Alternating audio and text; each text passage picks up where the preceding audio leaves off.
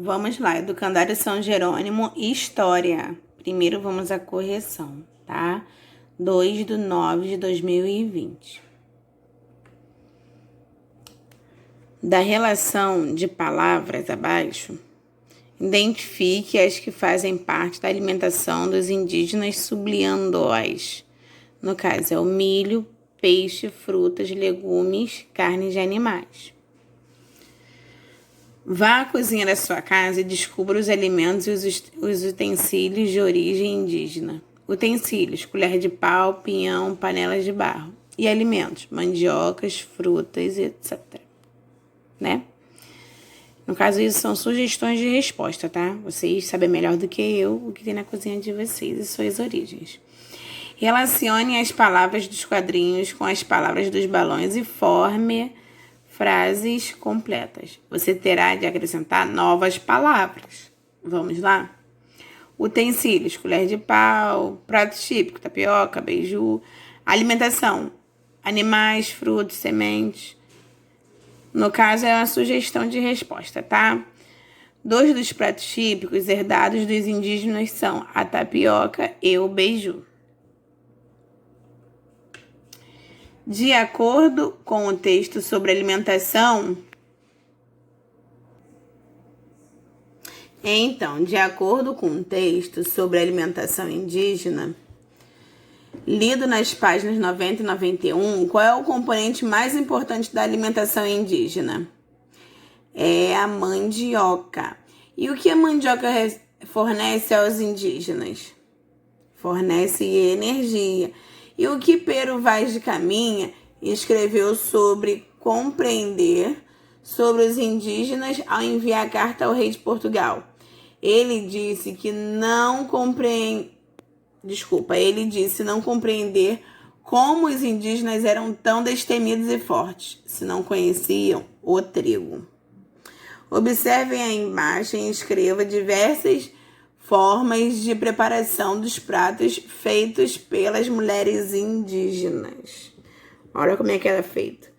Vai pro fogo, aí depois rala, né? Depois passa na peneira.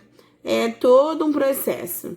As mulheres indígenas, elas espremem, peneiram, ralam e assam os alimentos. Vamos lá. 6. Complete as lacunas das frases a seguir. Os, pontinho, pontinho, sempre eram feitos enrolados. Os assados. Em folhas de bananeira, palmeira, né? 7. Responda o que se pede. Como os indígenas obtêm sua alimentação? Obtêm sua alimentação na natureza. E o que os indígenas plantam? Plantam mandioca, feijão, milho, batata doce. Dos alimentos em que os indígenas consomem, quais mais consomem? Aí é uma resposta pessoal, tá? Escreva o nome de cada instrumento utilizado na cozinha indígena. Jarro de cerâmica, o balaio, a cabaça e o pilão. Vamos lá, vamos falar da independência do Brasil. Antes de partir para Portugal,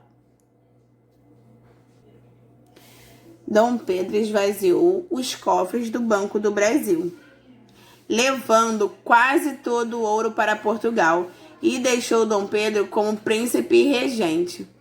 Os portugueses, porém, não gostaram da permanência de Dom Pedro no Brasil, pois queriam que o Brasil voltasse à posição de colônia. Os brasileiros elaboraram, então, um documento assinado por milhares de pessoas, pedindo a sua permanência no Brasil. Dom Pedro se mostrou favorável à solicitação.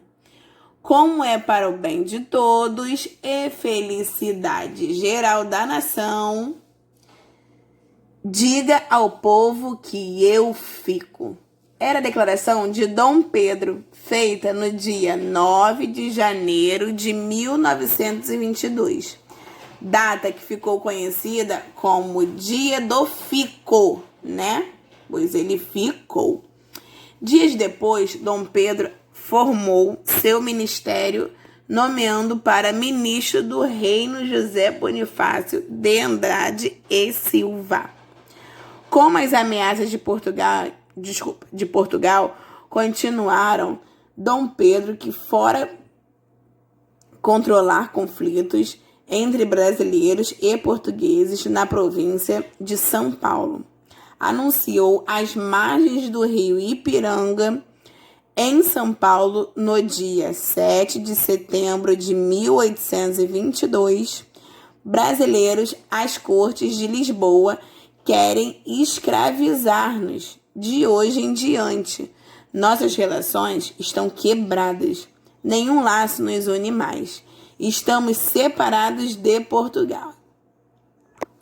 Puxando a espada, gritou: independência ou morte.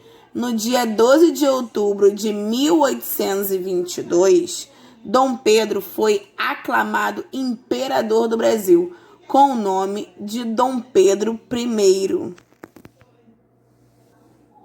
Atividade. Essa é a nossa atividade. Na próxima aula iremos corrigir. Tá bom, meus amores?